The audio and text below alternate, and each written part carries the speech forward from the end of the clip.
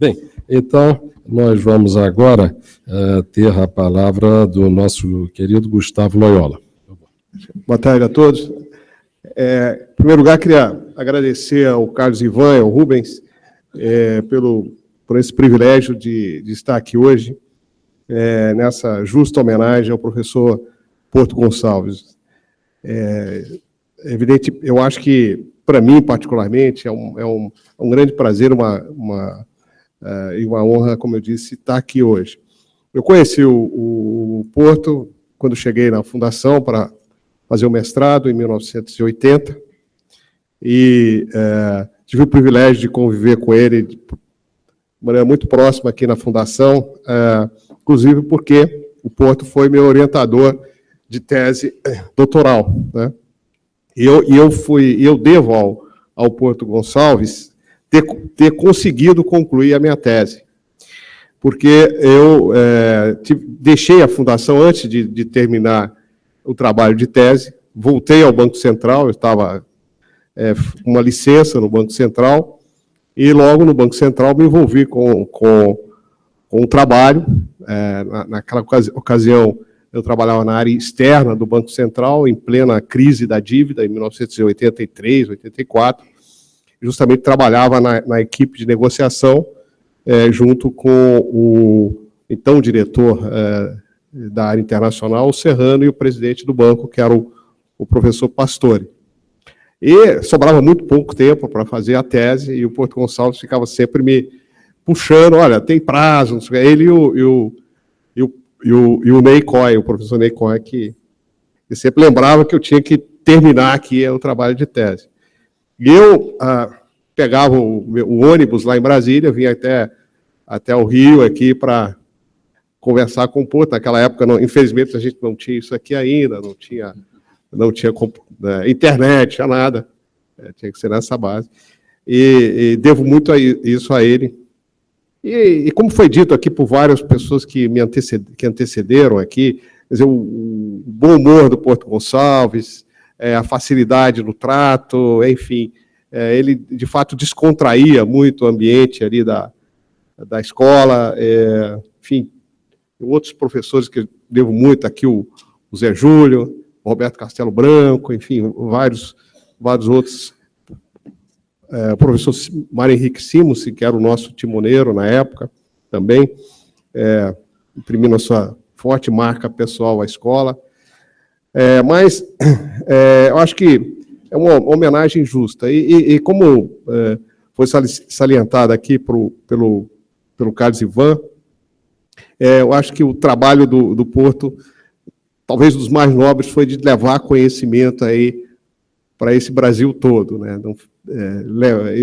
Eu, como palestrante, assim, muitas vezes cruzei aí com os caminhos da FGV aí pelo interior do Brasil e vi a diferença que esses cursos fizeram para as comunidades locais, para as cidades que não tinham, de fato, as pessoas não tinham acesso a esse tipo de conhecimento que foi levado pela Fundação. Foi um trabalho excepcional e, enfim, eu acho que a homenagem é muito justa e é um grande prazer aqui estar, né? A Maria Silvia lembrou um pouquinho aí do lado ruim, que era a questão dos charutos, mas a gente tinha que... Eu ia fugindo e tal. Eu via fugindo do charuto. Mas, enfim... Sentava na última fila, para não sair da aula cheirando a charuto. Tinha que ficar esperando ali.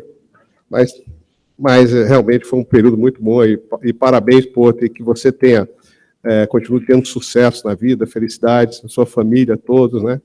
Com os netos, e, enfim, você seja muito feliz. Bem, aí voltando aqui para o nosso tema aqui, de economia, os desafios da economia brasileira. Vocês devem ter visto aí pelo que o Paulo falou, que os desafios são tranquilos, não tem muito problema, a gente vai resolver tudo. Mas, na realidade, eu acho que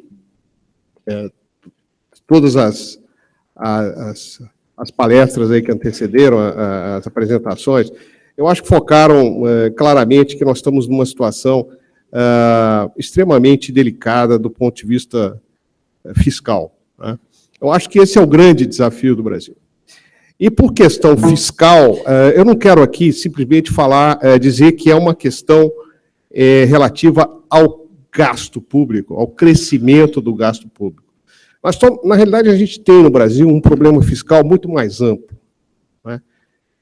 Que passa, sim, claro, pela questão do crescimento desenfreado da despesa pública nos últimos anos, mas tem a ver também com a qualidade da despesa pública, com a falta de eficiência do Estado, tem a ver com o sistema tributário, que não é só a carga tributária que é elevada, mas um sistema tributário extremamente complexo, ineficiente, né, que gera um custo de compliance extraordinariamente elevado para as empresas brasileiras, né? E estamos falando também de um federalismo mal resolvido do ponto de vista tanto político quanto do ponto de vista de contas públicas. Quer dizer, não adianta muito o governo federal limitar os seus gastos se a relação com os estados e os municípios não estiver minimamente resolvida, né? A gente sabe que isso vai gerar pressões que de alguma maneira você não vai conseguir lidar com elas, né? Então, existe não há como você fazer uma lei, você colocar algum tipo de controle sobre o governo federal sem considerar que ele é simplesmente uma parte de uma federação, né, que você tem pelo menos, você tem 3 entes federados distintos. Outro aspecto também, que eu acho que é parte da crise fiscal brasileira, tem a ver com a questão dos poderes, né? O poder executivo no Brasil, ele foi e é muito responsável pela crise que nós estamos vivendo, mas não é o responsável solitário, né? Nós temos um legislativo que não responde a incentivos corretos, vamos dizer assim, para usar aqui um eufemismo, né, na produção das leis brasileiras. Nós temos um judiciário também que, além de ter um custo muito alto, ele produz legislação. Nós temos aí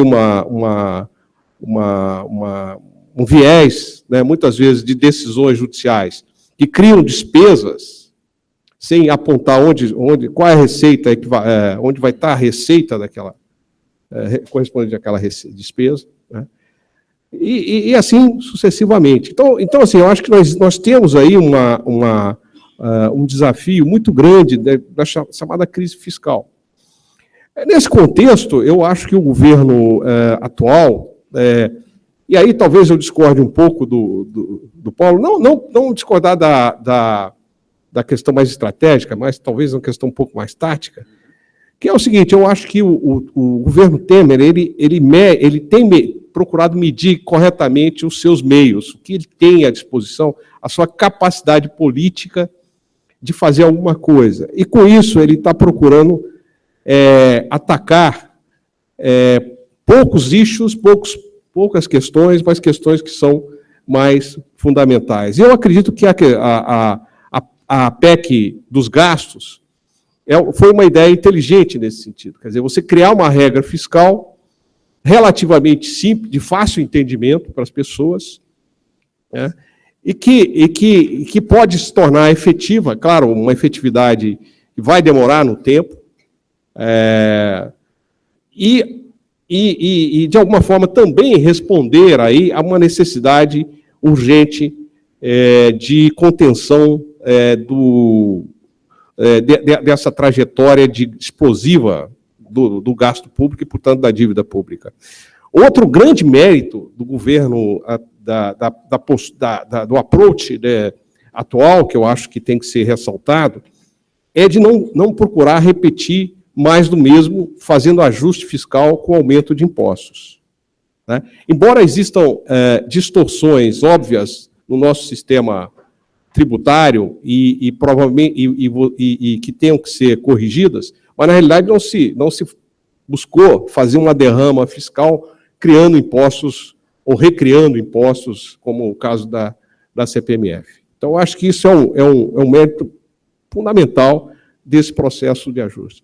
Inclusive porque coloca a sociedade brasileira diante de uma questão séria. Ou seja, você não quer que aumente impostos, então você tem que apoiar o corte de despesa. E corte de despesa, evidentemente, você vai atingir algum grupo da sociedade que é beneficiário dessas despesas, né? Vamos dizer assim, essa despesa pública ela não é criada por nada, e não é o governo, embora gaste muito com si próprio, com si mesmo, na realidade, uma parte importante dos gastos públicos beneficia o setor privado, pessoas aqui, não apenas pessoa física, mas pessoa jurídica, o setor privado, né? O caso dos subsídios do BNDES, que aumentaram muito nos últimos anos, por exemplo, é muito ilustrativo disso, né? Quer dizer, qual é a conta que ficou pendurada no Tesouro por causa dos subsídios que foram estendidos pelo BNDES, principalmente a partir de 2008, 2009. Né? Então, acho que nós temos este grande desafio do ponto de vista da crise, da questão fiscal. Mas existe um outro que na falta de um nome mais, talvez, apropriado para dizer, eu vou chamar de desorganização microeconômica, né? Quer dizer, o Brasil, vamos dizer assim, nós não temos o desenvolvimento capitalista no Brasil, ele é inibido, não é, por um meio ambiente totalmente inóspito a ele, né? E quem torna esse ambiente inóspito é o governo, basicamente. Não, quer dizer, existe já existem riscos que são inerentes aos negócios, que são inerentes ao capitalismo, ao empreendimento capitalista, mas o governo adiciona risco. Ele deveria reduzir riscos sistêmicos, né? Não beneficiando A ou B, mas na realidade ele aumenta.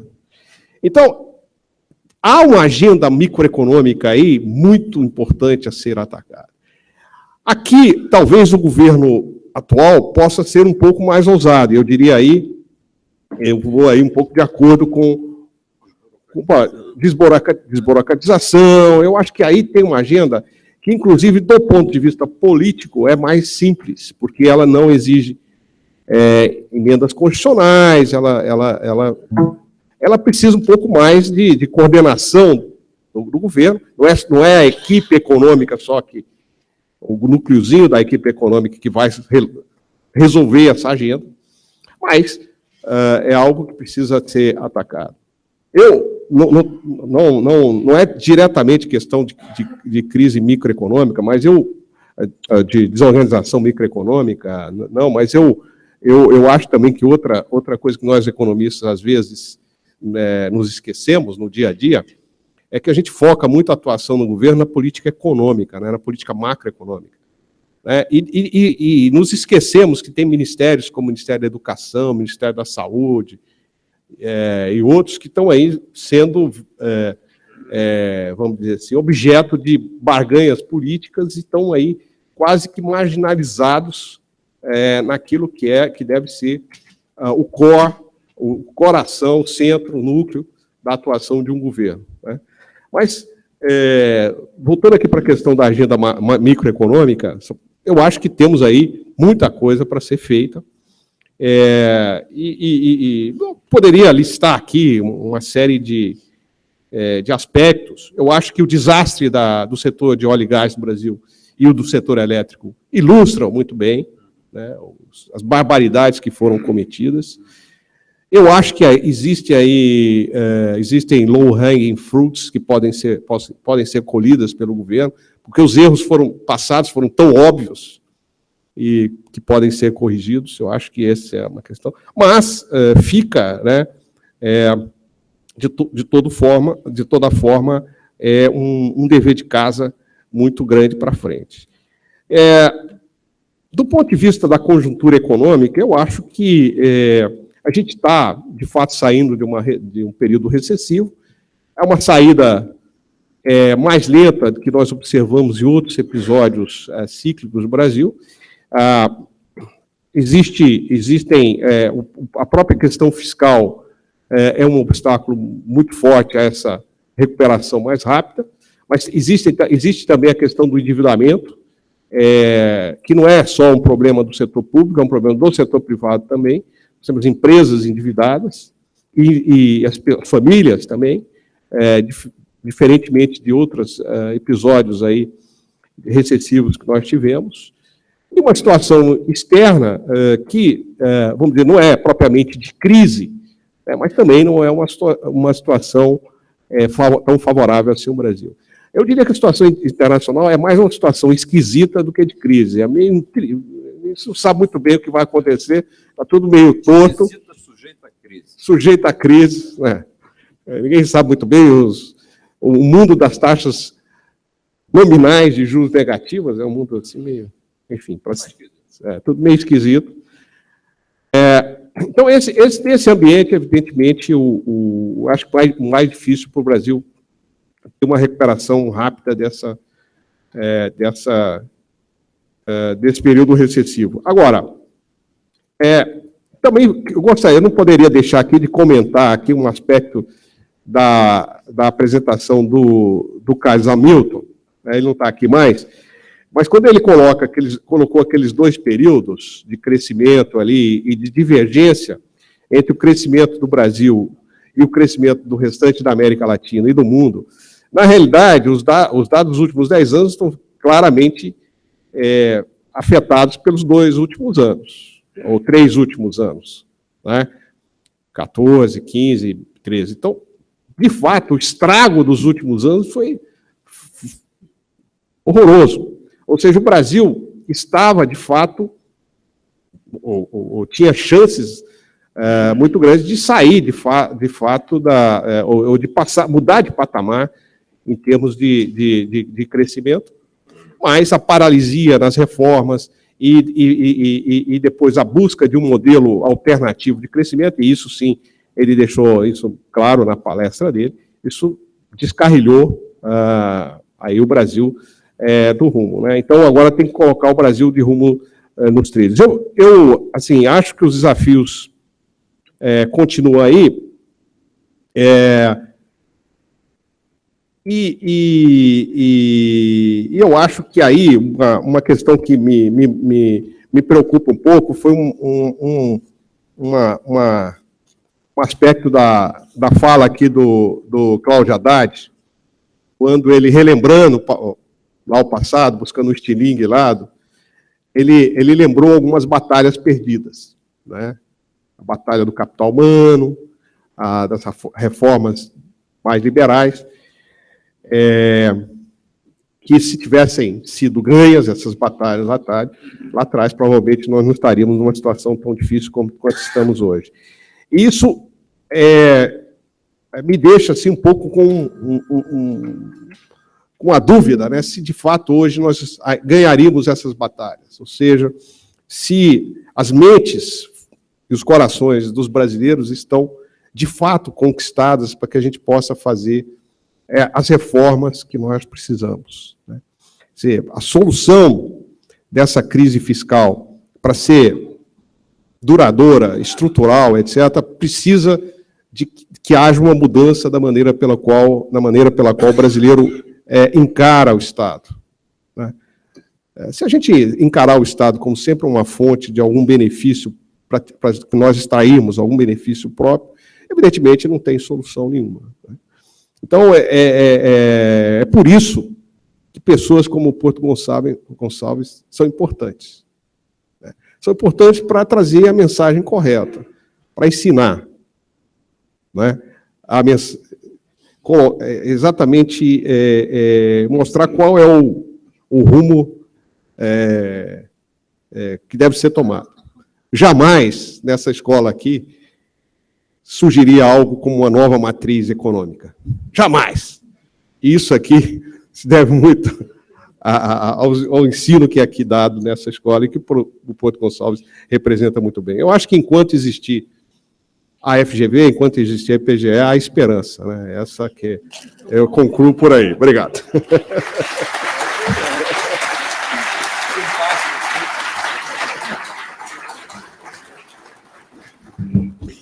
Gustavo, muito obrigado pela sua palestra. Você tem uma análise de economia que é profunda, é abrangente, sempre de acordo com o que a gente prega aqui, com o que a gente ensina, mas eu acho que a maior característica da sua personalidade é a modéstia. Eu vou lhe dizer por quê. Pouca gente sabe disso, o Gustavo foi aquele que conduziu, ele foi presidente do Banco Central 2 vezes, ele sucedeu o Gro em 92, e depois ele foi entre 95 e 97, presidente do Banco Central, foi sucedido pelo Gustavo Franco. Mas o que precisa ser dito aqui com todas as letras é que os bancos são copartícipes dos governos inflacionários, porque o juro real negativo que incide sobre o total de depósitos à vista, menos encaixes totais, leva a um montante muito grande de receitas inflacionárias para os bancos. Naquele momento, eu falei que o Gustavo entrou em 95. Em 94, quando a inflação caiu, os bancos tiveram uma súbita parada dessa receita inflacionária e o Gustavo teve que tomar algumas medidas muito fortes para o bem da economia brasileira, tomou-as com determinação. Também na parte dos bancos estaduais, ele foi o artífice do PROES, me referi até agora ao PROER, e não foi nada fácil, eu quero acreditar, enfrentar os governos estaduais que tinham nos bancos estaduais uma forma fácil de financiamento. No caso do PROER, eu me lembro que você teve aquela época que faziam um saneamento no Bamerindos, no Banco Econômico, que politicamente, eu não vou entrar no detalhe, mas politicamente, para quem lembra dos momentos de 95, foram muito difíceis. Eu sei que até hoje você ainda tem questões que você precisa dedicar tempo a essa grande contribuição que você deu ao Brasil. E, no caso dos bancos estaduais, imaginem só, se não tivesse sido por esse trabalho, um Estado que está em falência, que está em dificuldade de pagar suas contas, ele se financia junto ao Banco Estadual, aí as pessoas dizem, o Banco Estadual não vai poder quebrar, por quê? Porque ele tem também correntistas, ele não tem só acionistas, ele tem correntistas. E aí o Banco Central socorre o Banco Estadual e, consequentemente, a base monetária se expande por conta disso, gerando inflação. Então, esse mecanismo que você combateu e que você, com muita determinação, ajudou a sanear a economia brasileira naquele período, foi, Gustavo, uma coisa muito importante e eu lhe admiro muito pelo trabalho que você teve nessa época. Agradeço, eu acho que eu fiz, vamos dizer assim, eu acho que, enfim, eu apliquei as lições que eu aprendi aqui na escola, né? Mais uma vez.